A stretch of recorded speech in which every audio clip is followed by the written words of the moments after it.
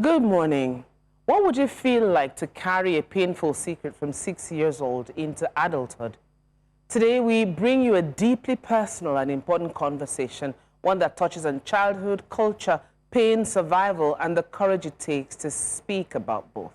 Nollywood filmmaker Biodun Stephen, known for films that explore life, identity, and relationships, recently opened up publicly about a part of her past she's never fully left behind.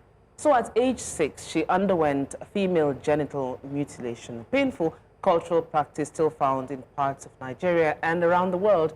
And in her words, the memory remains vivid decades later. What Biodun experienced is not isolated. Nigeria has one of the highest absolute numbers of females who have undergone FGM, a practice internationally recognized as a violation of human rights with no medical benefit and significant physical and psychological consequences. You guys know her as the powerhouse filmmaker, but we know her as a sister. Biodun, welcome back to Just Siri. She's always a favorite. Yeah, she's always. We love her energy. Thank you so much for having me. And always beautiful. And always dressed out. No, because she has my daughter kidnapped in that house. Really? Yes, her daughters are mine. They're so fine.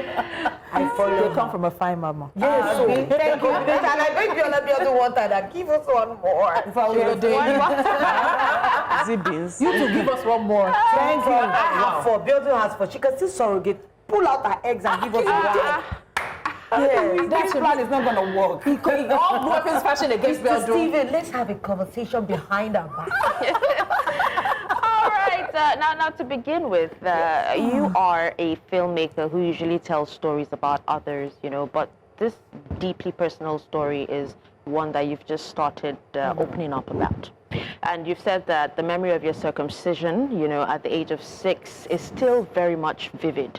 What is the first thing you remember from that day? I mean, what did that little girl, you know, sense, even if she didn't fully understand or grasp what was actually going on in that moment? I remember this day because my grandma and I, very excited to see every time she comes to visit. So she said, oh, we're going somewhere. We're from Edo State. Right? I said, well, we're going somewhere. So we went out, and I remember we went to visit my grandma's friend. We played, I ate, I slept, you know, and then in the afternoon, about maybe 3 o'clock, and then they say, I just saw the woman prepping like a mat outside and the little bowls, and then my grandma said, oh, come and take off your clothes. I thought I was going to have a shower, you know, and then laid me down, and grandma said, don't move. It's not gonna hurt. It's over in. I just remember the searing pain, you know. And then I had a bath, and they stuffed me with tissue.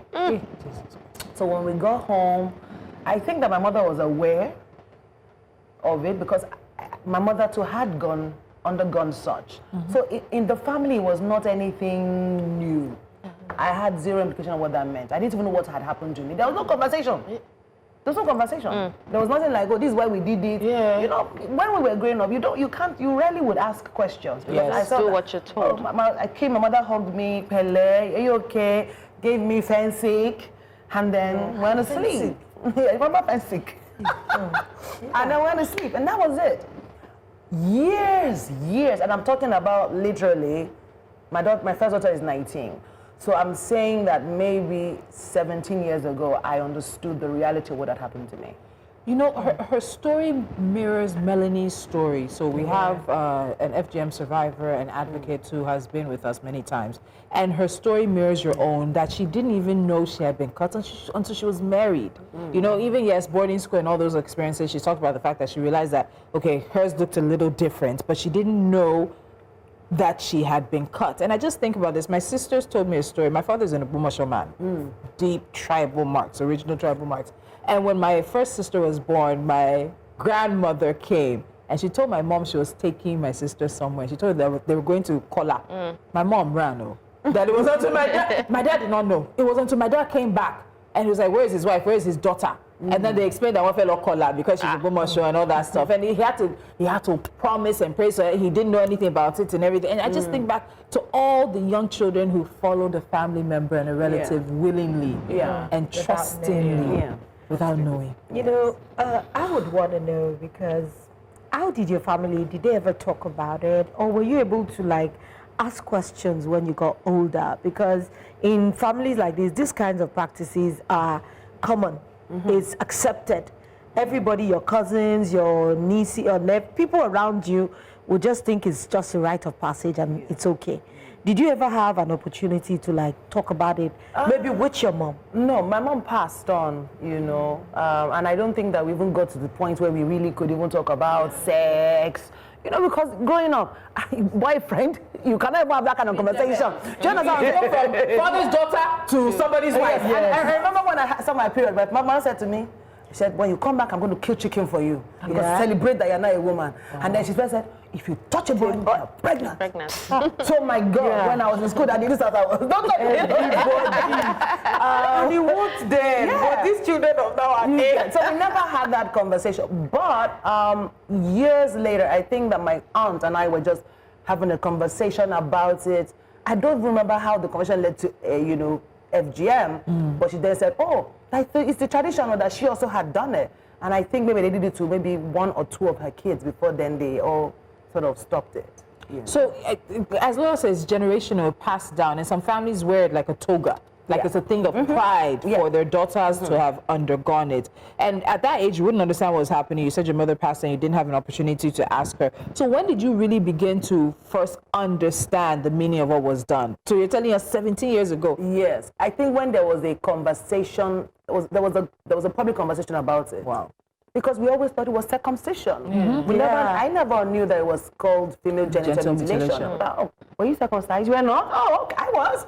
You know, that's the conversation we used to have. You know, so it was when it became a public conversation. I can't remember the documentary, and then I realized, oh, this is it. And then there was also the issue of intimacy. You know, why am I different? What is going on? And you begin to have, you know. It's now that we can all talk about intimacy. You know, those are not conversations you have. Ever. Yeah, you want to talk with your best friend.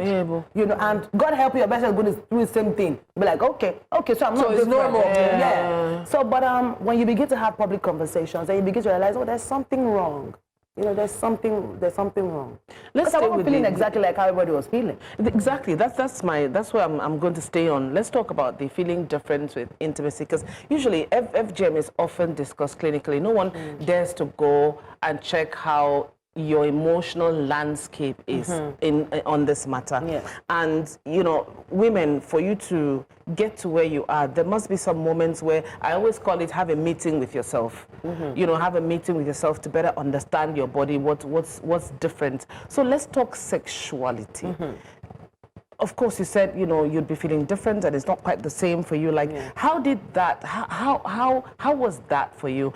And how were you able to, I don't know, encompass, I don't know, how were you able to come to terms with it?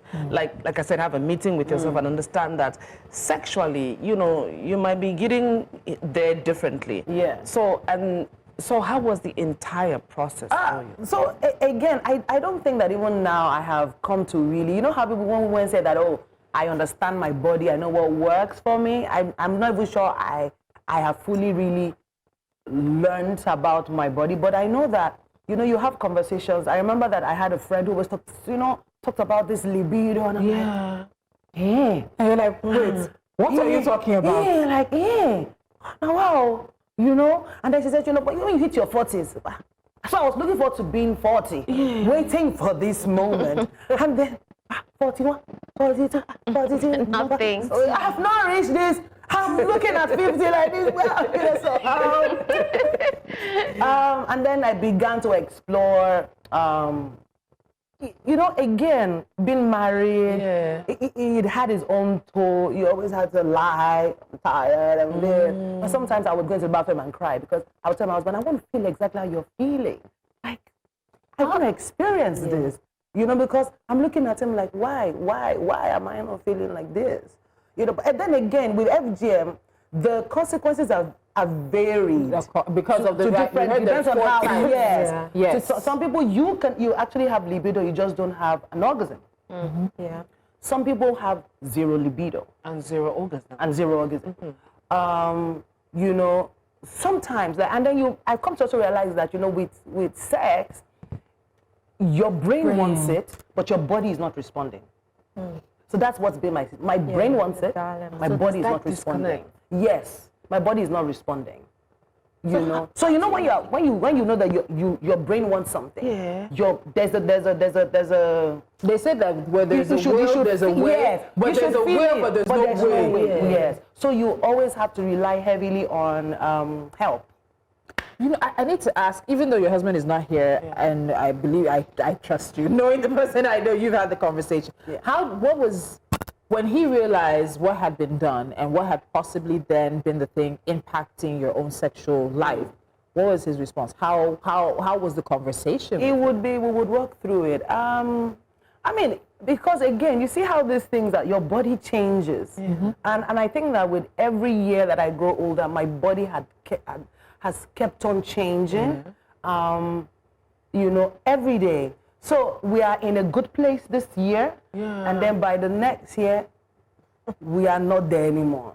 So we've kept on exploring what are the, but we have healthy conversations, and I'm very blessed with the man I'm married to. We have very healthy conversations about it, and you know, I wish that it could just be regular, but we always have to rely on enhancements. So that he's happy, at least. So for me right now, it's not so much about my happiness anymore. But your happiness matters. Because other things make me happy. Yeah. That we won't be able to talk about on morning TV, but we will talk about it behind the scenes. Yes. I mean, you have to choose your battles. Yes. That particular minor, but you know, again, it's like water. For some people, water is life, and for some people, coffee it is. So maybe coffee it is for me, but I would always serve him water to ensure that he's happy. Oh, I like that. You know, and he will serve me coffee. I'm loving it. Well, coming up next, we'll broaden the lens and talk about what female genital mutilation means in Nigeria today. The practice is rooted in culture, yet it carries consequences that last a lifetime. Stay with us. So female genital mutilation is not just a personal issue, it's a cultural practice that persists in parts of Nigeria and across many countries.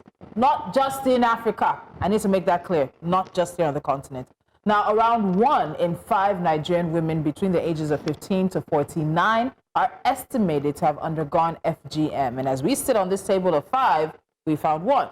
If you sit on a table of 5, if you have friends, one of you is likely to have undergone FGM. Now, the practice is also often justified as tradition, purity, or a rite of passage. Yet it carries no medical benefits and is internationally recognized as harmful.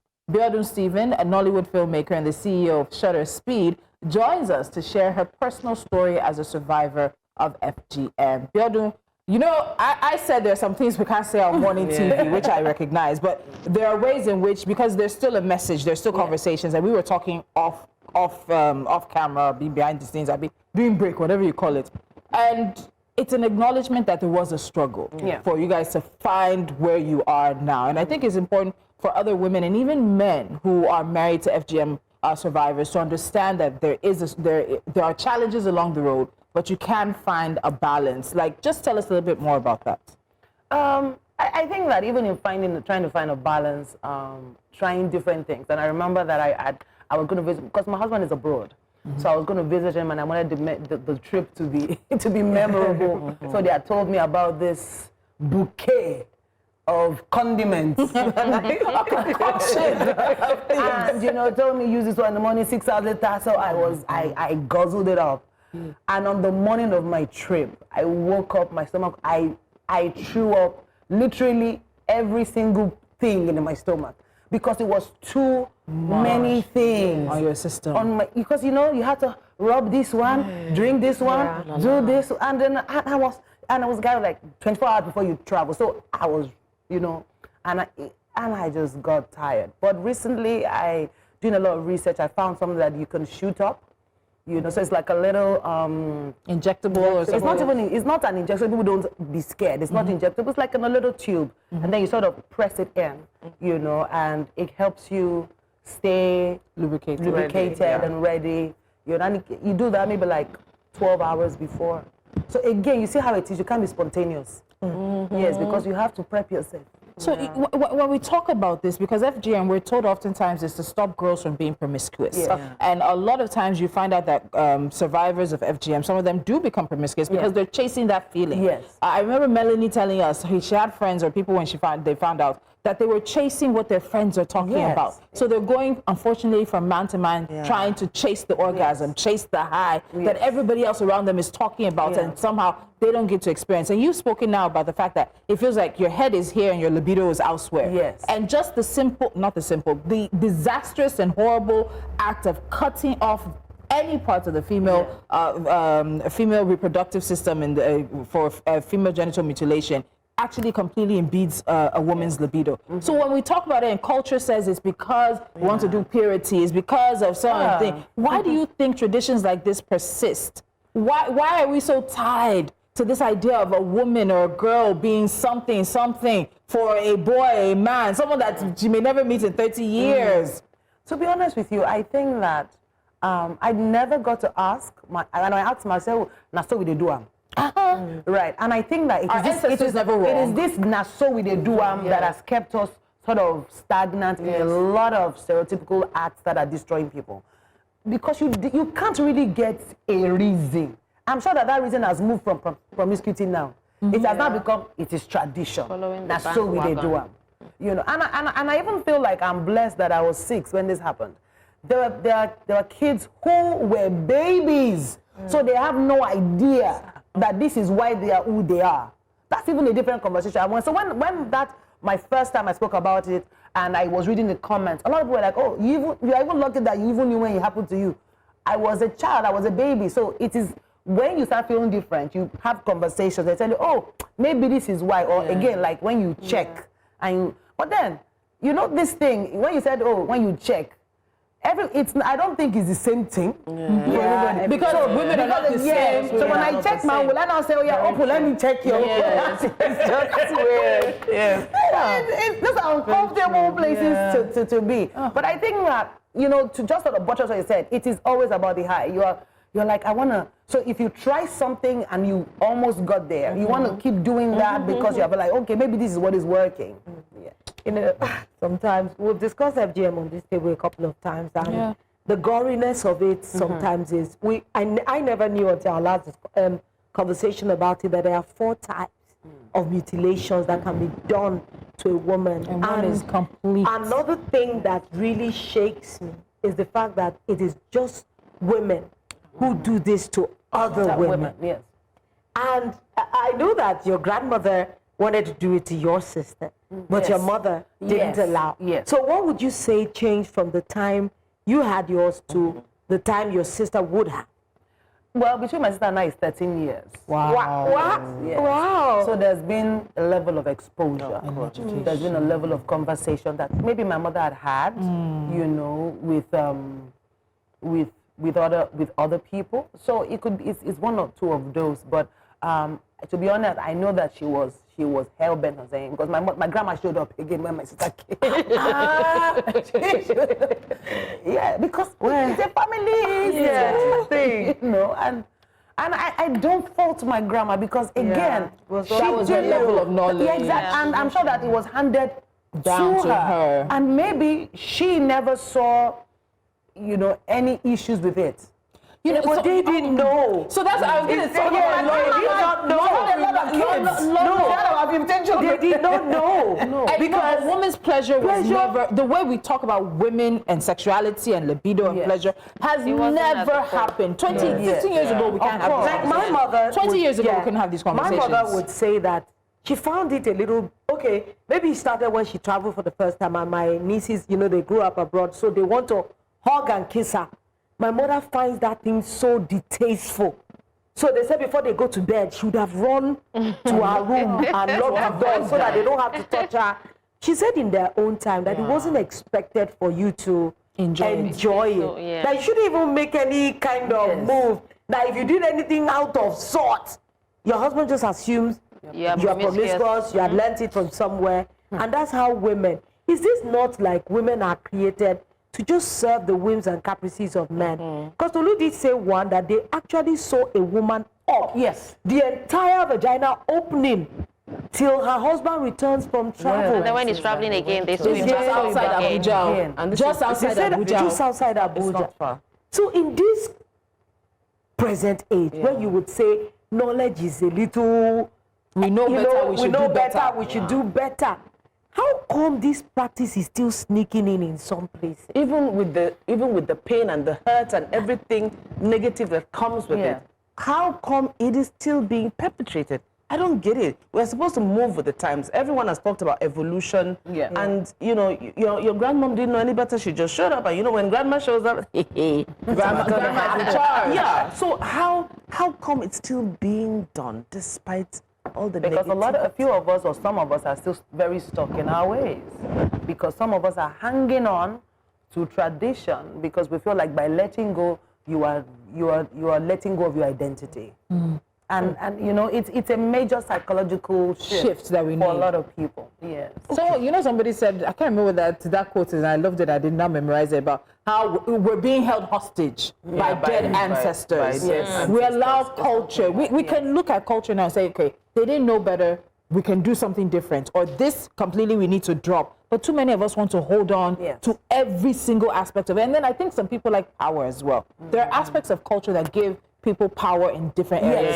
And nobody gives up power because you tell them, oh, let's move with the And times. it's not only in Nigeria, it's in Africa. I mean, it's entrenched in some countries, in some African countries, it's stronger. The hold is stronger than even in Nigeria. Yes. But B, let me stay with you.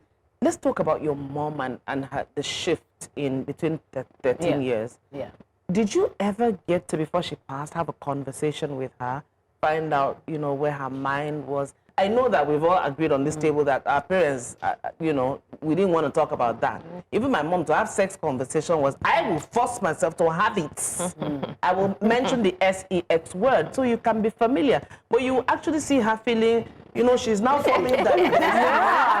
You know, something has fallen down, she wants to pick, and it amuses me all the time. So, but now looking at the way we are raising children, hey, I call parts of the body anyhow. My children, I call it what they are, scientific names and otherwise. So, but for you now, let's take a look at the shift your mom made. How did you deal with, how did you process all these feelings? Were you able to talk to her about how you felt, try to understand where she was coming from before she passed? And just basically, you just seem to be such a happy person, like a positive person. I mean, didn't you have any anger? No. Did you forgive her? She never offended me in the first place. And I don't know why people, again, with my mom, I respect my mom a lot and I love her completely. And I don't think that of all of the many things that we talked about, we never talked about sex in that, you know, because again, why am I having that conversation when my body is changing? Why do you know your body is changing? Because you're like, that means you are testing something.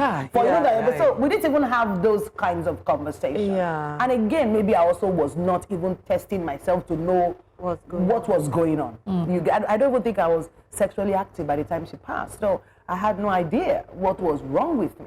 You know, because I mean, then for me, my goal then was I was going to remain a virgin so that my mother she can be proud of me. But when she passed on, you know, there was no need anymore. But with my kids, I'm sorry, Dad. But with my kids, funny enough, when I did the interview a few years ago, my second daughter came and said, "Mommy, you have not told me this, and you have told me everything." Oh. Wow. You know, because I tell my kids everything. I said, "Oh, I'm sorry. It must have skipped my mind. We're going to have that conversation." Yeah. You know, my daughter, I was like, because I realized that, oh, that's a conversation. That means I must have maybe sort of buried it. That I didn't think it was. And again, because I didn't do that to my kids, I didn't see the need To have a conversation with them. Yeah.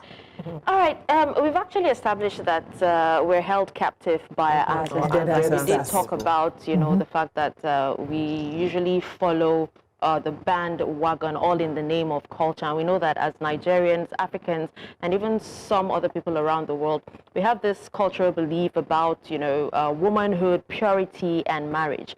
Do you think that it contributes to the continuation of FGM?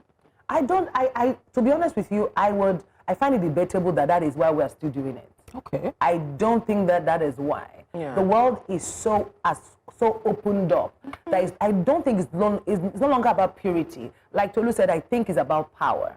You know, just being able to wield this hold over a woman. I think now it's about subjugation. It's no longer about all of those things because there are so many other things you can do now.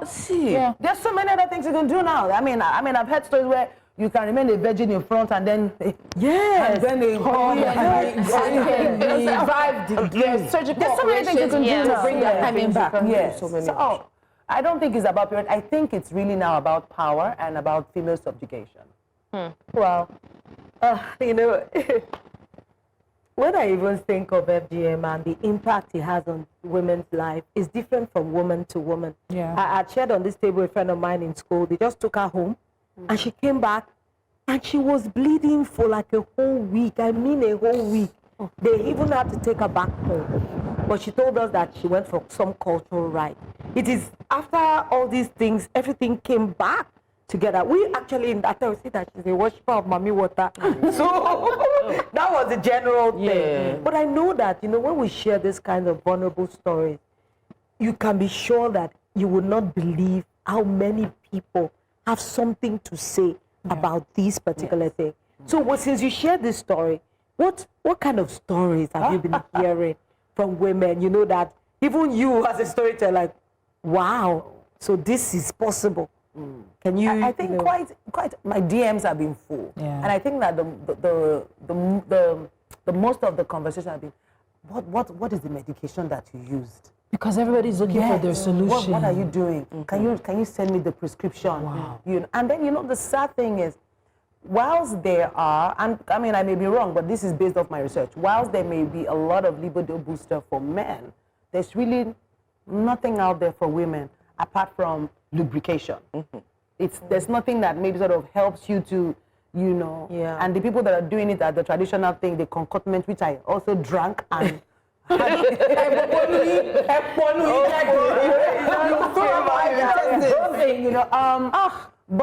I think that for me has been the reality that I'm not the only one, and a lot of people dealing, you know, with intimacy, struggling with intimacy and just all those DMs.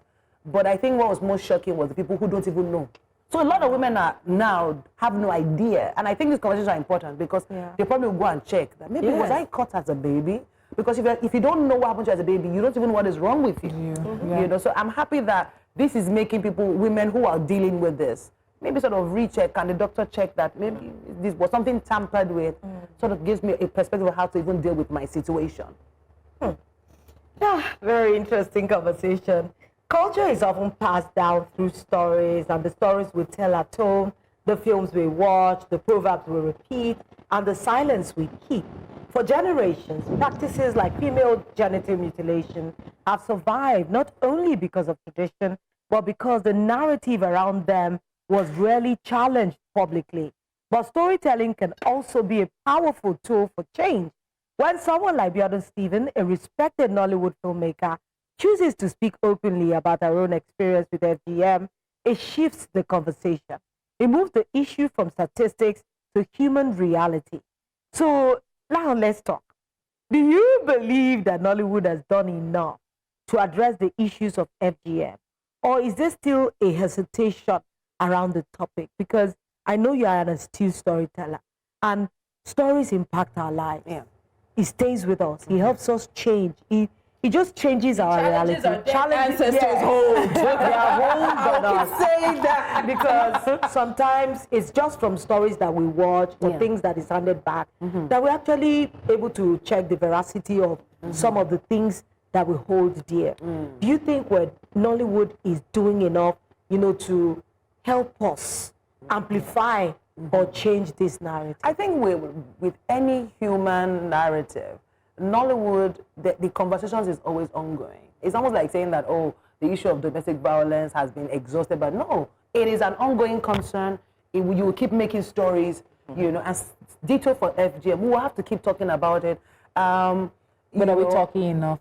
We are not. Because even I don't think that we are. I don't even think I've seen the film. No, I've seen documentaries. Stephanie Linus did a film about female. Yes, I've seen the two or three, you know, and I think that even in my first film, The Visit, we touched on it, you know, about why their sexual life was the way she talked about it as well. So we'll keep making films. Even we're already right now, even with us in our studio, it's already in the works. We're making another film. Because it's not just FGM, even widowhood rights, as we will call it, and all those things. I think it would shock people to really understand the depth of how people hold on to culture and how they use culture as a banner for evil. But they may not perceive it as evil because it's culture. But they're doing that. You're shaving head. You're asking women to drink the water that you have used to bathe the corpse. To sleep with the corpse. Or to sleep with. Do you do that for the men? Do you shave their head? Do you bathe the wife's corpse and ask them to drink it and say, are you the one who killed her or not? I'm just wondering why women are at the brunt of every of these kinds of highly patriarchal as a society. That's what I say. It feels to me like the men had seen something.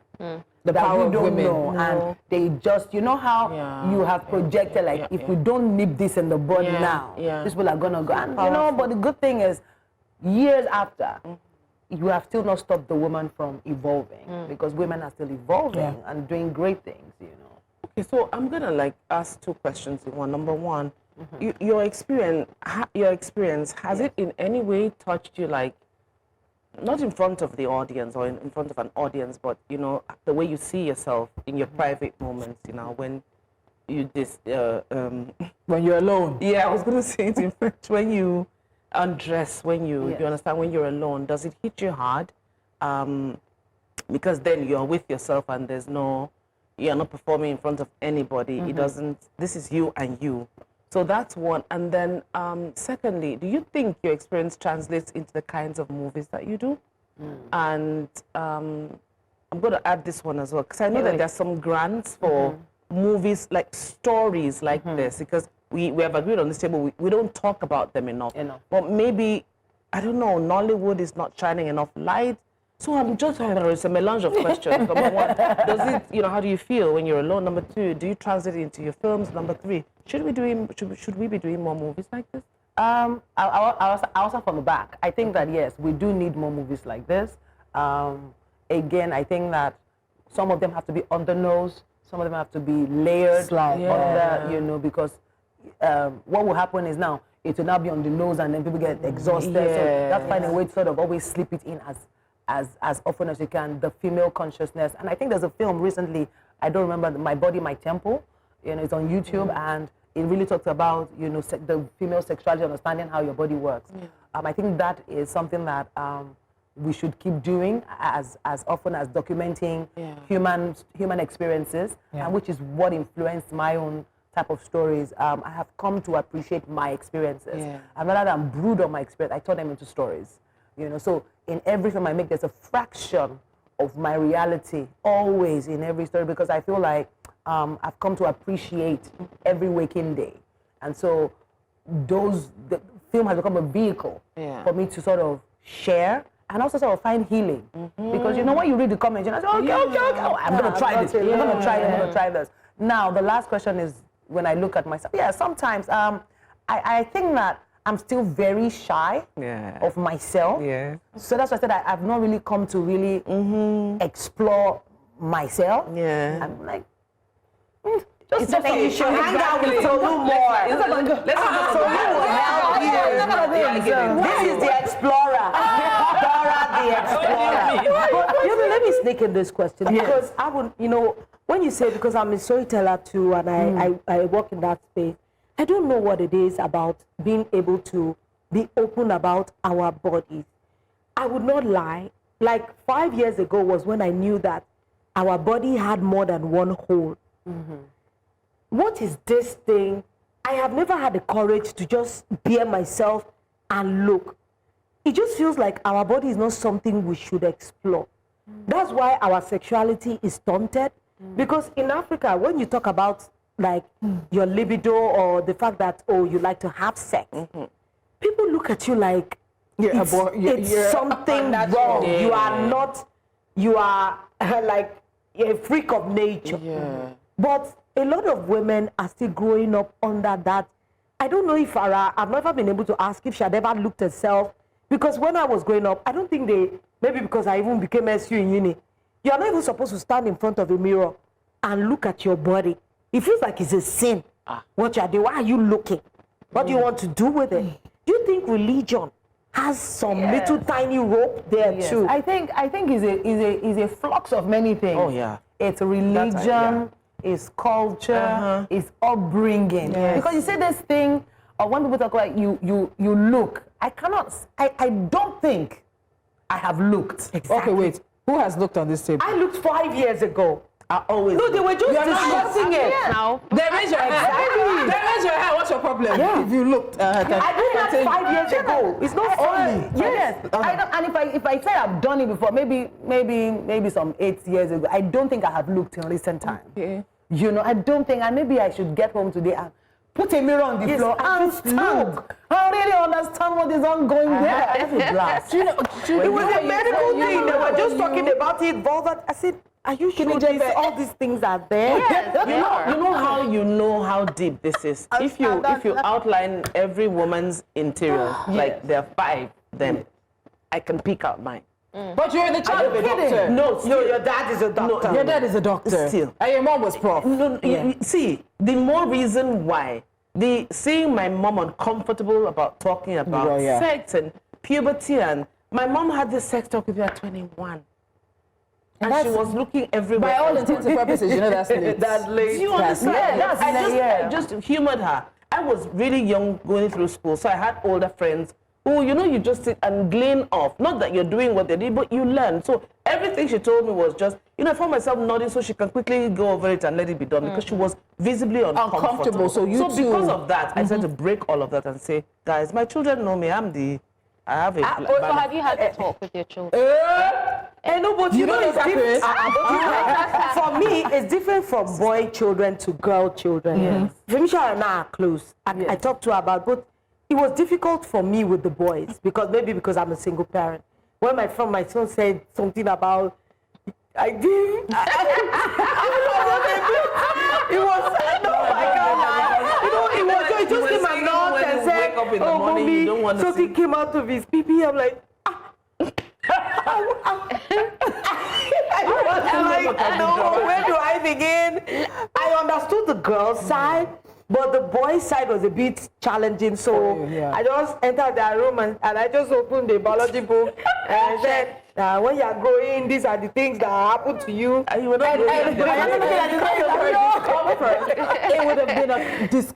have been an uncomfortable situation with them. And I want to come back to something Biodun said. She talked about culture. You talked about religion, culture, and many religions, ladies and gentlemen, they paint the woman typically as a seductress. There's oftentimes like a veil of almost not shame. No, I think shame. I'll use the word shame that is put around the woman's body, and not necessarily because of a woman's actions, but more often because of the lust men feel towards women. So they then make that a woman's burden and a woman's make that a responsibility. to carry. And so it comes across in tradition, in culture, in upbringing, in everything. So many women, many young girls are growing up, if they start getting breasts, they feel ashamed. If they start getting hair, it's almost because I'm becoming this thing that somehow is maybe is revered, lusted after, but also abhorred. And it's such a difficult place. If Nigerians can have honest conversations, we'd be surprised at some of the things. You went yesterday. We had a conversation about sexual and gender-based violence, and we asked the lady from Maribel Center, because they've worked with 10,000 survivors, and we asked her for a story that stood out to her. And this story, none of us were okay. The girl had been raped for several years by her uncle. He had gotten her 5 abortions. So meanwhile, he made her pregnant 5 times. He raped her and she became pregnant 5 times. Because even phrasing and terminology is important in these conversations. She went to report to her father. Instead of her father doing something, her father then became her next abuser and told her that, this is what your uncle has been enjoying. Oh my God. So we raise women and girls and we tell them that their body is this, men want it. If you let a man have it, it's your fault. Even if it's taken from you without it's still your fault. There's just something about a woman's body that just drives men crazy, but it's still all your fault. And so that's the messaging that young girls get. And so it is of no surprise to me that women grow up and some of them can't even look in the mirror as soon as they get out of the shower. They're quickly putting their clothes on. They're quickly wearing clothes. They don't look at anything. Hello, I look. And I think that it's also very important to mention here that was people watching this show and they say, oh, but there's so many girls naked on TikTok. That is a cup in an ocean. Yes. No, I'm sorry, but before we go on that break, I just need to say this.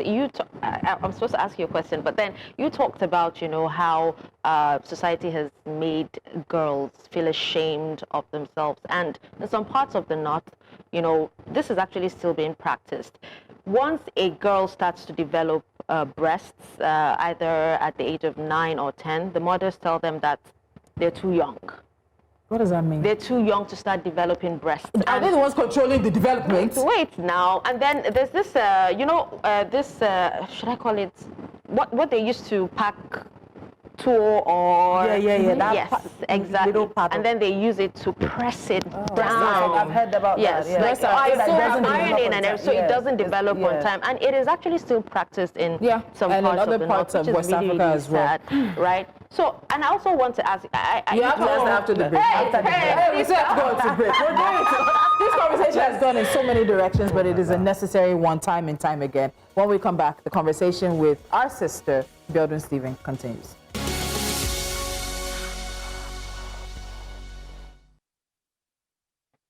Welcome back. I'm actually kind of, emotional right now because we just talked about something traumatic. But then we still have Biodun Stephen with us, and Biodun, I like how you said earlier that you find healing through movies, and I know that a lot of us actually learn a lot, through movies.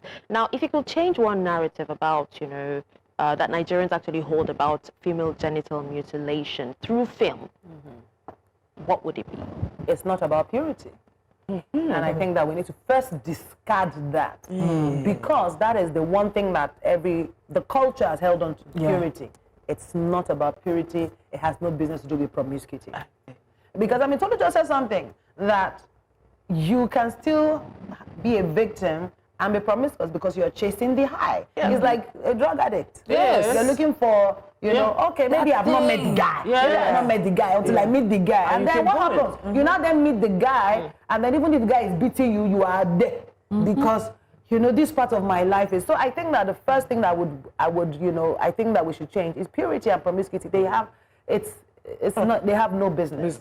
It's not the reason why. So they should come up with another reason. They won't be able to find one. Exactly. Yeah. Because we're women, I just want to know, are Nigerian women's stories being told fully? Or we're just telling the versions that are socially acceptable? Because when I talk about some things that my mother would say to me, I swear, I told my mother, I said, I find you ridiculous. How can you do that to yourself? Because some of these stories sounds like it's impossible. It's because you know better. I'm like, how can you a man will marry you from the registry, brought you home, never told you he had a child, and now prostrated and placed a 6-year-old child on your leg. And my mom says when she went home, her parents said, no, you are in your husband's house. That's your problem. Whatever you see in your husband's house, you deal with it that way. It sounds like a lot. But are we just telling stories that are just socially acceptable, not to offend the patriarchy? Because if we tell it as it is, maybe it's too raw. No, and I want to add, do we also, because I see sometimes that we see one-dimensional, two-dimensional female characters. I want to see a multi-layered character who maybe it goes from villain to not victim but victorious, because women are multi-layered as well. We have the same propensity for evilness and violence that men do. I think women just don't exercise it, because if women started exercising the propensity for violence that we have, and we don't need to be physical with our violence. The majority of women who kill partners tend to poison them. We don't like messes. Nobody wants to clean up a mess. Even seeing multi-layered, unlikable women on screen, because there's just this tendency to have very nice, very Perfectly fluffy, made up. almost perfect layered women who don't upset anything, and they're almost patriarchy princesses. Oh no, I will speak for myself, and I think that again, whilst I was raised by a strong woman and a strong flawed woman, and that is how I've always sort of modeled my females in the film, because you can be strong but you're flawed, and we bring that. And I think that we did a film recently. It was on YouTube. It's called Dark Ties. For the first time, we showed a woman predator. Yes, You know, a female predator who sexually abused a child for years and ended up messing up the guy's life. You know, and then she, now knowing better, you know, sort of Trying to hand her own children. son, but the guilt sort of, you know, she could. So I'm saying that for me, it's important that we always show, you know, women as victims and victors. I don't like the idea of women as victims, but women as victims to become victors. Yes. And then women as villains, because we have two sides. Many times talk about, you know, child abuse. It's all many times women are perpetrators. They beat kids, they burn them, they do all. And we don't. Every time we see them on screen, you just see women as helpless. But there are, like you said, there are a lot of women who have the propensity to do very terrible. So for me, it's always important that you show layered women, indigestible women. Yeah. Very, very important. Indigestible. I like that. In this whole journey, since you've shared everything, what have you learned about yourself? In this my FGM matter.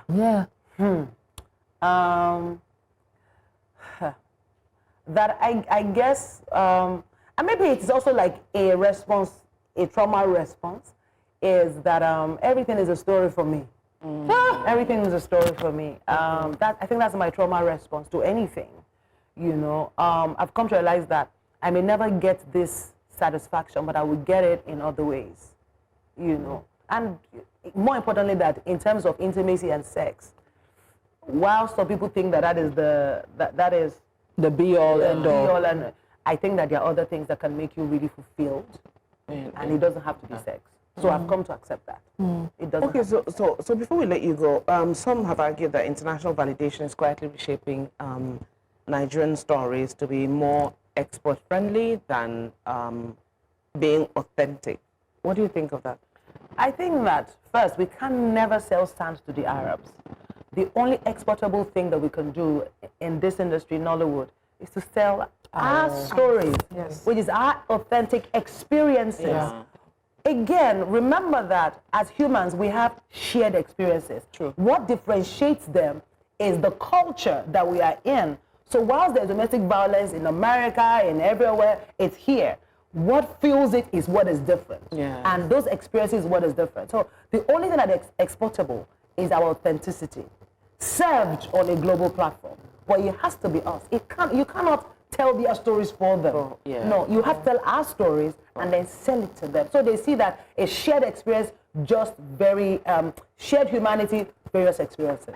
Oh, I love it. Dearest various Biodun, experiences. thank you so much for gracing our table. This is why we like her. We love having her. And we have held space for a story that's personal, yet universal for millions of girls and women, a story of pain, of culture, memory, resilience, and the possibility of change. Female genital mutilation is a practice with deep roots in tradition for some, but it's also a human rights issue that affects millions of girls and women in Nigeria and around the world. So ending harmful practice like this will not happen overnight. It will take community dialogue, education, policy, compassion, and the bravery to question traditions when they heal, when they harm rather than they heal. So, to every survivor watching, your truth matters, your dignity matters, and your future matters. Thank you so much for joining us today. It was a rich conversation. We hope you had fun. We'll be here again tomorrow, 10 a.m.